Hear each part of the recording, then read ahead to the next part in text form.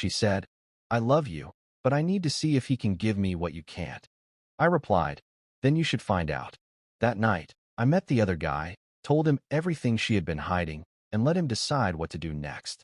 Neither of us gave her the answer she expected. Original post. I 32 male had been with Delaney 30, female, for exactly 5 years and 2 months. Before everything fell apart, I honestly thought I had the perfect, normal life. We lived in Grand Rapids, Michigan. We rented a really nice, older apartment in the Heritage Hill neighborhood, with high ceilings and big windows. I worked as a supply chain logistics manager for a mid-sized furniture company, and Delaney was an event planner for local business conventions. We made good money together. We went grocery shopping at Meijer on Sunday mornings, we watched Netflix on the couch, and we talked about buying a house out in the suburbs near Forest Hills someday. It was a simple, quiet life. But I guess quiet wasn't what Delaney wanted anymore. About 6 months ago, I started noticing small changes. In real life, cheating doesn't usually start with walking in on them in bed. It starts with a bunch of tiny, stupid things that make you feel crazy for noticing. First, it was her phone. Delaney used to leave it sitting face up on the kitchen counter all the time. Suddenly, it was always in her pocket or sitting face down, and she changed her lock screen password. When I asked her about it casually, she said she had sensitive client information for an upcoming trade show. Then, it was her schedule. As an event planner, she always had busy seasons, but suddenly she was working late on random Tuesday and Thursday nights. She would come home smelling like expensive food and craft cocktails, not like someone who had been setting up folding chairs in a convention center. And then, there was the name drop. Vance. Vance was a commercial real estate appraiser she met while organizing an event for property developers. At first, she complained about him. She called him too loud and arrogant. But then, she started bringing him up in positive ways. Vance gave me a great idea for the catering menu. Vance knows the owner of that new restaurant on Wealthy Street. I am not a stupid guy. I knew what was happening. But I am also a very calm, logical person. I didn't want to throw a screaming fit without proof. So, I started paying close attention. I checked our shared phone bill online. I saw hundreds of texts going back and forth between her number and a local Grand Rapids number, mostly late at night when I was asleep or when she was at work. The real breaking point happened on a Friday evening in late October. The weather in Michigan was already getting cold and rainy. I was sitting in the living room, working on my laptop. Delaney came out of the bedroom, dressed up. She was wearing a new dress I had never seen, and her makeup was done perfectly. I asked her where she was going. She looked a little nervous, but tried to play it cool. She told me she was going to a networking mixer downtown and would be home late. I looked at her, and something inside me just snapped. I was tired of playing the game. Is Vance going to be at this mixer? I asked. My voice was very calm. She froze. She looked at me, and I saw the panic in her eyes for a second, but then it hardened into something else. She didn't deny it. Instead, she sighed, walked over to the sofa, and sat down. "Harlan, we need to talk," she said. For the next hour, she gave me the most confusing, selfish speech I have ever heard in my life.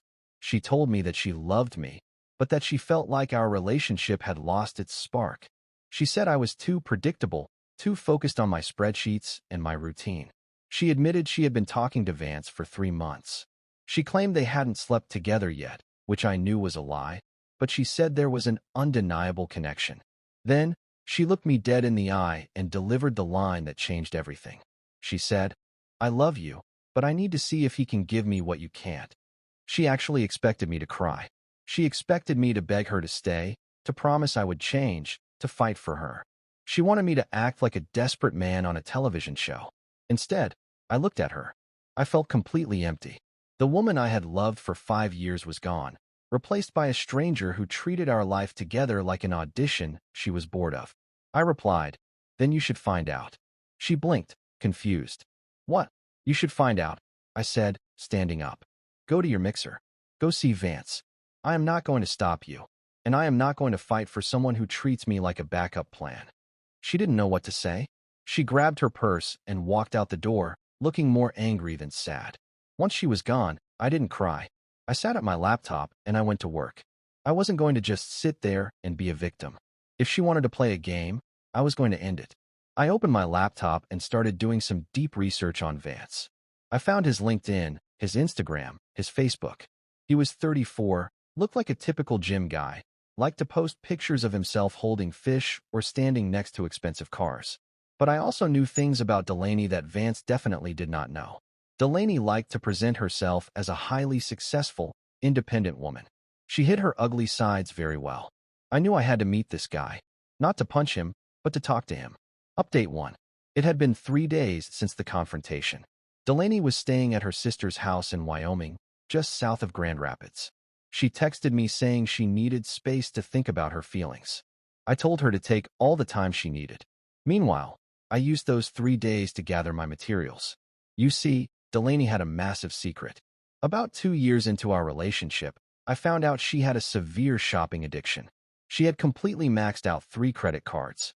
I bailed her out the first time, paying off $12,000 using my savings. I made her promise to cut up the cards. But a year later, I found a piece of mail from Chase Bank. She had opened a secret Sapphire card and racked up $32,400 in debt. She was barely making the minimum payments. We had a huge fight. We did couples counseling, and she gave me full control of her finances to pay it down. She hated it, but it was the only way I would stay with her. I knew for a fact that she had not told Vance about this. She probably told him I was financially controlling and abusive. That's usually how these things go. She needed a reason to be the victim in his eyes. On Wednesday night, I tracked Vance down. From his public Instagram stories, I knew he played in a casual indoor soccer league at a sports complex on the west side of the city every Wednesday at 7 p.m. After the game, he and his team always went to a local bar called the Holiday Bar. I drove over there, parked my car, and walked in. I spotted him easily. He was sitting at a booth with 3 other guys, drinking a pitcher of cheap beer. I walked right up to the table.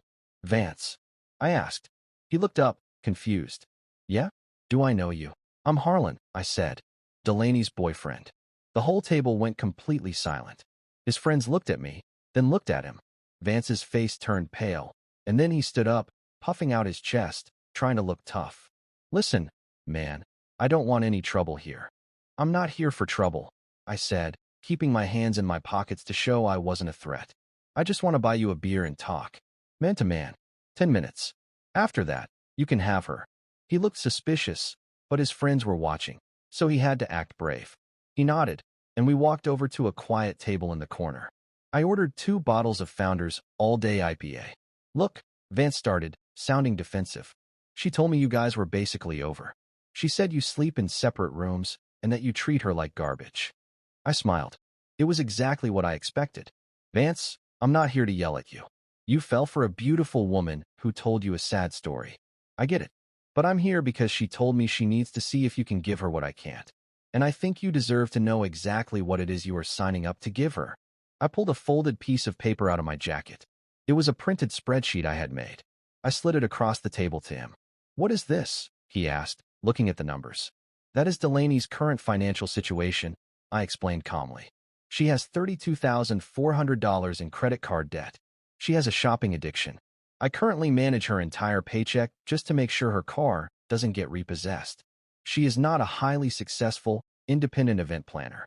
She is drowning, and she is looking for a new life raft because I am tired of paying for her mistakes." Vance stared at the paper. His eyes were wide. "Also," I continued, "she told me she hasn't slept with you yet. But let me guess, she told you that I am toxic and she just needs time to leave me safely." Vance swallowed hard. "Yeah. She said you monitor her bank accounts." "I monitor them because if I don't, she spends her rent money on designer shoes and luxury skincare," I said. "I am telling you this because I am walking away. As of tonight, I am moving my money out of our joint accounts. I am taking my name off our apartment lease. She is entirely your problem now. Good luck."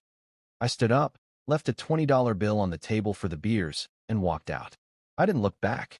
I felt lighter than I had in years. Update 2. It took exactly 2 days for the bomb to explode. On Friday afternoon, Delaney texted me. She said, "I've made my decision. I am going to stay at Vance's place this weekend. We are going to see where this goes. I hope you can understand." I didn't reply. I just started packing her clothes into garbage bags. I wasn't going to destroy her stuff, but I wasn't going to fold it nicely either. What Delaney didn't know was that Vance and I had actually texted each other earlier that morning. After our meeting at the bar, Vance had done his own checking. He had asked Delaney to show him her credit score, because he said he was thinking of buying a new rental property and wanted to see if they could co-sign in the future. It was a smart trap. Delaney had completely panicked and refused, making up a huge lie about identity theft. That confirmed everything I had told him. Friday night, at around 8 p.m., my phone buzzed. It was a text from Vance. Vance, she just got here with a suitcase. Me, have fun. Vance, I'm ending it right now. I'm not taking on this nightmare. About an hour later, I was sitting on the couch, eating a frozen pizza and watching a documentary. I heard a key violently twisting in the lock. The door flew open. It was Delaney. Her makeup was running down her face, ruined by tears. She looked completely unhinged. She slammed the door behind her and threw her purse on the floor. "What did you do?" she screamed.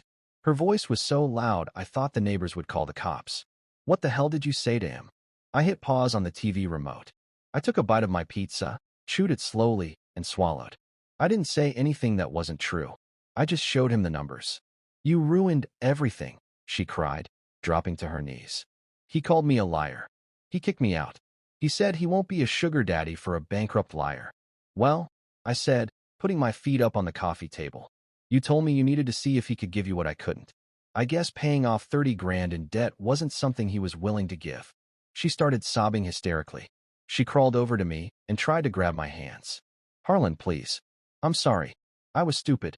I was just confused. It was just a fantasy. You're the one I love. We have 5 years together. Please don't throw this away."